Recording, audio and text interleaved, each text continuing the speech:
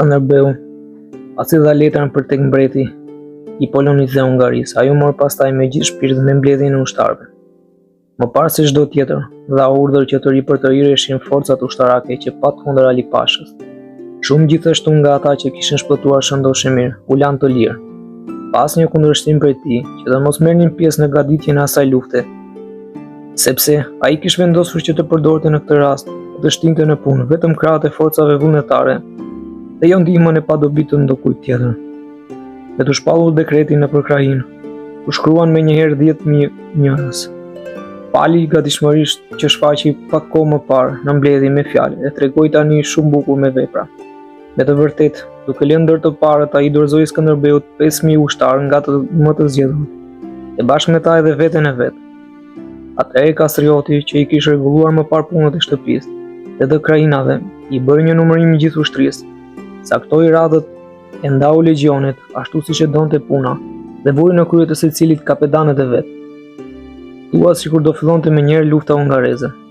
Pastaj u bën lutjet nga të gjithë përfitore, ku ndonjëherë populli e period.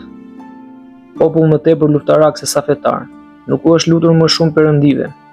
Kështu ushtria që do të shkonte jashtë atë dheut, bëri kushtime pa kursime për të kthyer shëndosh në atë dhe. Si u kryen me këtë mënyrë në rregull detyrat hyjnore dhe njerëzore, ushtria u largua nga atë dheu me mendime e ndjenja tani më të tjera. Ajo mendonte tani vetëm luftën hungareze dhe armikun e njohur, që para pak kohe kishte përlyer me gjak. Ushtria me një are të pazakontë dhe me flamuj në dorë përhynte në tokat e Serbisë. Dhe fati i pamëshirshëm apo rregulloret i pandryshueshëm i botës, apo vetë mizëria disa të krishterëve të ndyrë, si ndëshkim sigurisht nga Perëndit, i dhanë shkas vetëm një njeriu të dilte i pabesë për të sjellë gjithë ato pengesa të turbullira dhe për të shkaktuar njëkohësisht zite pafund hungarezëve dhe kërti aq të madh e krishterimit. Ky ishte Gjergj Vukoviçi, despoti i Serbisë. Ai mbante atëherë me ngul anën e turqëve, jo vetëm sepse të bijën e tij, Katakuzin, ja kishte dhënë për grua Muratit, por edhe sepse urrente nga ana tjetër hungarezët veçanërisht janë Transilvanin. Arsyeja e kësaj ishte se megjithse janë në fjalë e patndihmuar kundër Muratit. Me rastin e çlirimit të Skanderbeut dhe pa të bërë që të rivendosin në mbretësinë e tij, ai s'mund të nduronte që Unjadi mos ia kthente disa qytete të Serbisë, i kishte mbajtur si shpërblim të trimërisë së vet. Prandaj me të marrë vesh gatitjen e luftës hungareze dhe mbritjen e Skanderbeut, ai mbylli Skanderbeut të gjitha rrugët e shtigjet nga mund të kalonte. Skanderbeu përpoq më kot, të këshillonte despotin me anë të dërguesish, të merrej vesh me të me fjalë të buta si këto, dhe mos mendonte për të bërë keq, derisa nuk ishte ndonjë arsye për këtë, dhe të mos kërkonte të bënte armik nga mik gjiton që e kishte dhe të kthente kështu kundër tij njëkohësisht gjithë ushtrinë e hungarezëve dhe të Shqipërisë. Ta ndinte se do kishte gjithnjë armik mbas shpine dhe ballë për ballë. Në rast se nuk do t'i lejojë rruga e lirë e gjoneve të tij për të bashkuar me forcat e Vladislavit, me qëllim që të mos plotësonte të një humbje të rëndë krishterimit. Si krishterimi, si edhe vet ai i bashkë me mbretërinë e tij, po dobësoi dita ditës, derisa e mbante të lidhur me Muratin dashuria për të bijën, megjithëse që i kishte provuar mjaft edhe pabesinë e dhëndrit, edhe mirësinë e hungarezëve. Por këto përpjekje s'patën asnjë dobi për këtë njerëz të zvetëruar dhe Skanderbeu nuk e shikonte gjetkë veçse në armët e shpresës për ta çarë rrugën.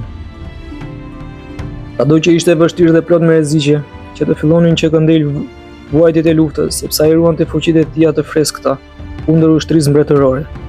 Megjithatë e gjeti më përnder që ta çante po të mundte rrugën me shpatë.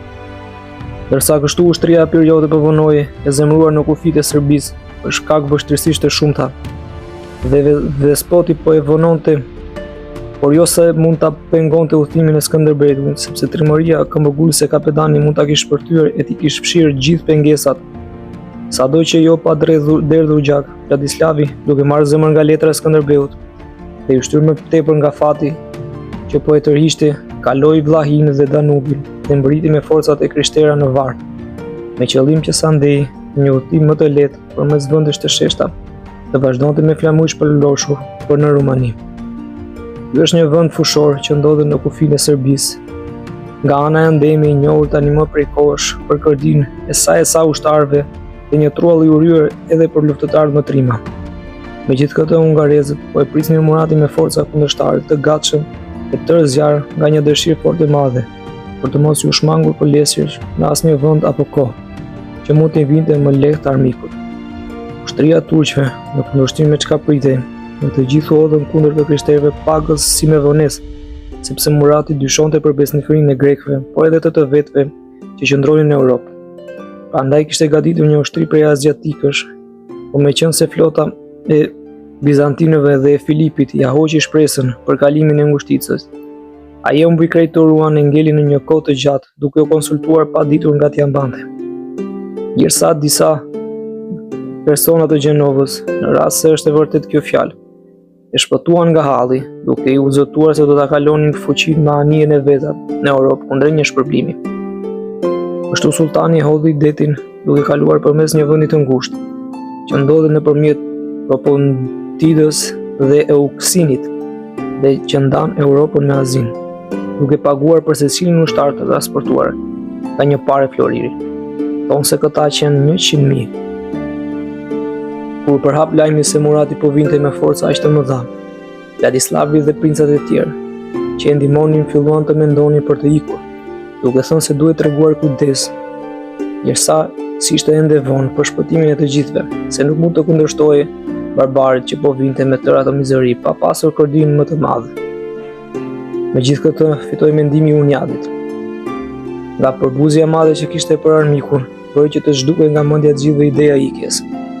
Ai thoshte se kishte provuar sa herë që turqit në luftë mbështeteshin më tepër në emër që u kishte dalë sesa në fuqitë e tyre ushtarakisht, dhe se po të hiqin për shkëlqim emrit të tyre, ata do ishin më siguri si graje shumë më poshtë se hungarezët. Kështu që ndruan e po e prisnin armikun. Njadi pat përbuzur fuqitë turqe njësoj si atëherë kur dëgjoi për to. Ashtu edhe kur i pat para syve, ai luftoi me të, me nguxim me trimëri dhe gati që në sulmin e parë. E pas një kërdije të madhe që u bë, i vuri përpara komandantët e ushtrisë europiane dhe azatike dhe i ndoqi shumë larg duke i grirë pas shpinës gjersa doli në shesh Vladislav. Ky në ky përfilli këshillat e Janit, i cili e pat ndaluar të dilte nga jashtë kampit përpara se të shqitet të kthehej vetëm fitimtar. I shtyr nga këshillat e rënimqare të disa njerëzve të tij. I thonin se Uniadi e kishte mëri lavdinë e mbretit dhe prandaj e kishte lënë në kamp me qëllim që ta fitonte kështu për vete tërë lavdinë e luftës. Por edhe nga që si duroi për shkak të moshës së iri që ishte, doli u gurzi nga kampi dhe u lëshua në vrrull kundër kohës së Muratit. Por në kohën që po luftonte rreth fortifikimit të kundërshtarit, me rrethësi dhe pa uruajtur as pak u vra. Kokën e tij të ngulur mbi një hesht të gjithë e banë, dhe atëherë turqit që kishin humbur çdo shpresë dolën fitonës. Atëherë fati ndryshuar i luftës i detyroi hungarezët dhe Uniadin, që ishte duke i ndjekur armiqt nga prapa, të silnin në shpinë. Pastaj ai nga ikte drejt Serbisë, kap nga gjerxhi i cili e hodhi në burg e nuk e lëshoi para se të siguronte të gjitha ato qytete të mbretërisë së vet që Uniadi i kishte marrë.